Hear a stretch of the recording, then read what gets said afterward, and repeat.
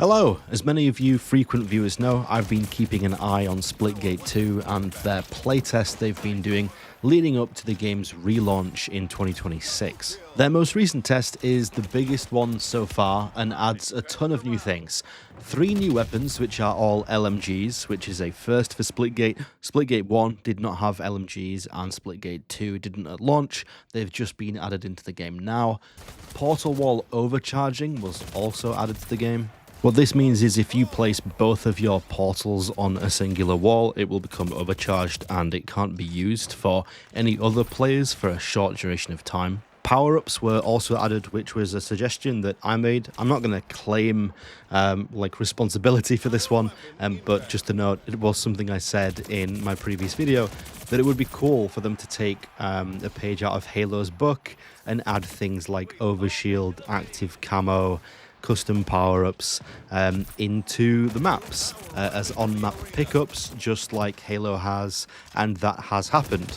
Now you can pick up overshields in Splitgate 2, you can pick up hypersights, which is basically Promethean vision from Halo 4, and you can pick up rush, which is basically speed boost from Halo 4. And then the EMP grenade also made a comeback from Splitgate 1, so if a enemy's portal is on a wall, you throw an EMP grenade, their portal disappears. And now also for a short duration, I believe it might be 7 seconds, or maybe 10, that portal wall that you've EMP'd is EMP'd for the enemy team, so they can't use it, but your team can. And finally, there is now a playlist selection feature. This playtest only has 2 playlists, which is Arena Classic and Arena Loadouts, but it's a good sign that they've added these to the game. It means that when, this is released for the full release version of the game, there'll be like playlist selection for things like Firecracker, TDM, maybe Capture the Flag, Split Ball, Domination, King of the Hill, any other team-based modes, I can't remember, maybe things like snipers, shotty snipers, one in the chamber, you're able to select the exact mode you want to search for, basically. So I played the test for an hour and 30 minutes. I would have liked to play for longer, but I'm not able to because I'm not home during the second day that it runs, which is sad. I wish these would run for a bit longer and at different times, but I guess they run them when the devs are available so they can monitor everything or something like that. So I only got an hour and 30 minutes in, but I enjoyed it fully. There was not a single negative moment in the hour and 30 minutes I played.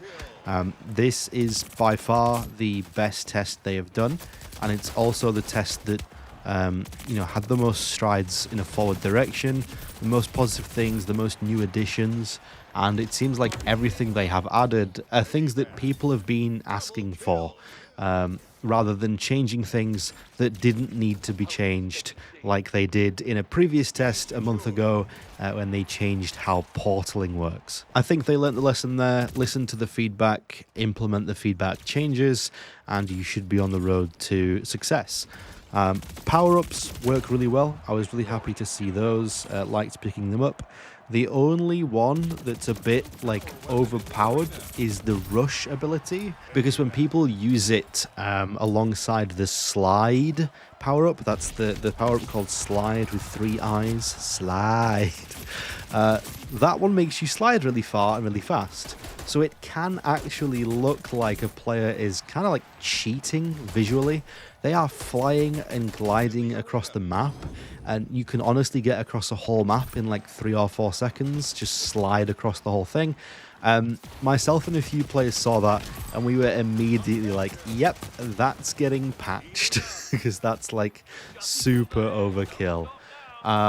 But besides that, it was kind of funny more than anything. The player that was using it didn't actually perform amazingly, so I don't think it was helping them massively in gunfights. It was just incredibly hard to track, but I imagine it was incredibly hard for them to shoot back while doing it as well, so it kind of cancelled itself out. but I imagine that might see a patch. That was the only thing that I guess could have been somewhat negative. But the other two abilities, Overshield works exactly how you'd expect it to. You know, you get double health, and Hypersight allows you to see people through walls, but only you, not your entire team this time, which is what the ability previously did. Now it's just you. LMGs work well. Briefly go over them. The Eros LMG is incredibly fast but lower damage, I believe. The Sabrask one is slower but higher damage. And then the Meridian one is a 3-burst LMG, and that's probably my favorite one of the three. It's just it's a 3-burst, but they're incredibly fast bursts. So it kind of feels like a normal LMG that just like gets stuck every now and again. It's kind of weird, but it works. They all look good and they all work well. They fit into the sandbox, and I see no reason to remove them. I think they have a place in the game, and they were fun to try out. So yeah, that's all there is to say really. Like, there's no other feedback on them other than, yeah, keep them, they're good. EMP grenades from Splitgate 1 with some new added features. As I said, they will now EMP the wall, so only your team can use it. Again, the great addition. I think keep it. It's something people have been asking for. You know, just something that people have been wanting to try just to see how it works. And it seems to work well. They are a piece of equipment in your loadout. So like, instead of using, for example, the shock disc or something, you would use an EMP grenade. So yeah, they fill up that slot. You can choose to use that or something else. And I think that they work well. Like, you can have a whole team running EMP grenades. And if you're playing something like King of the Hill mode, you can just EMP all of the portal walls and force the game into like more of a standard arena shooter rather than being based around portals for that hill. So it can be used to your advantage. And yeah, it just brings that, you know, some of the elements from Splitgate 1 into the game. Playlist selection, again, not much to say. It's something that people have been asking for, something that many people felt like it should have been in the game since the start because Splitgate 1 had it. Now that they've added it, it's a positive sign. There can be negatives to playlist selection because allowing players to select playlists means you're also separating the players. You know, if you have, let's say, 20,000 players online, but they can only choose from 4 modes, then your average is going to be 5,000 people per mode.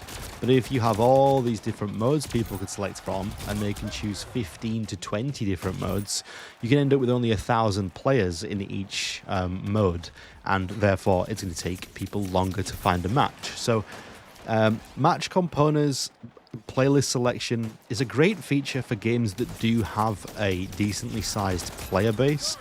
Not the best feature for games that have a low player base. So, obviously, Splitgate 2 will be banking on everyone coming back to try these changes, and if that happens, then it will be completely fine. And finally, the controller issues that I've been having in previous tests seems to have been rectified. I didn't have any issues this time around. I don't know what they changed specifically. I don't think they went into details, but they did say that they've been working on it based on feedback. Previously, it just felt like the weapons were really heavy and like you were swinging around a baseball bat, and therefore it had some kind of residual weight to it when you aimed and things, and it wouldn't quite go exactly where you wanted it to.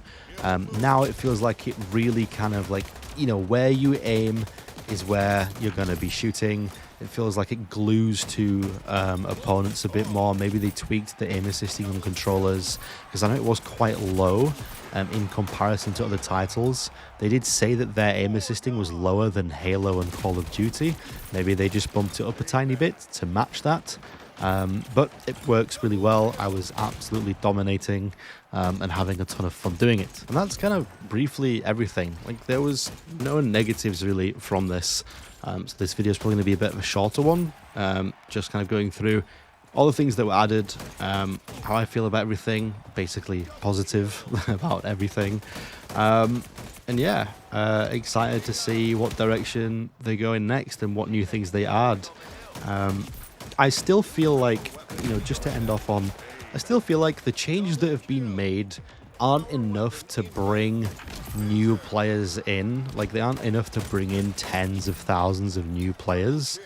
But I do feel like it's enough change now for people to want to try the game again. Like, I feel like there's enough new things that people will go, oh, this is a pretty big change to Splitgate. I'll hop on and try these changes. But as for like bringing new players in, and as for player retention, like actually getting people to stick around for months on end, I still don't feel like it's enough improvement and enough change. So there's still work to be done, and we're still months away from the relaunch. But I still feel like other things are going to be needed, and that is more maps and more modes, specifically just better maps, and maybe bringing some of the Splitgate 1 maps over. I know that's something they are working on. Obviously, we got the Abyss remake in the previous test. More modes from Splitgate 1. I think the other aspects of Splitgate 1 that were missing, such as the replay mode and the races mode, definitely need to come at some point, better sooner rather than later, because there's like entire communities based around those two aspects of Splitgate 1. You had the people that basically only did races and just wanted to be number one on the leaderboards there, and then you had the people that were more using Splitgate's replay mode to do like cinematics for montages or machinimas or get screenshots and things like that, or enhance their YouTube thumbnails using it. Like, those two things were aspects of Splitgate 1 that I feel like really should have been in Splitgate 2 at launch. So hopefully those can be added as well. And then, once those things are done, I think they'll be in a much better spot to keep people around for longer. So, yeah. We'll see what happens. We are slowly but surely edging closer and closer to the relaunch of this game, and only time will tell how many people hop back on and try the things that, you know, this small selection of players has now been playing for a few months. So, we'll see how it goes. That's it. I'll see you in the next Splitgate 2 playtest news video thing. And I'm going to go back to Arc Raiders now, because I am highly addicted to that game. I already have like 50 hours in game, and it's been out for 1 week. So, yep. All right. Goodbye.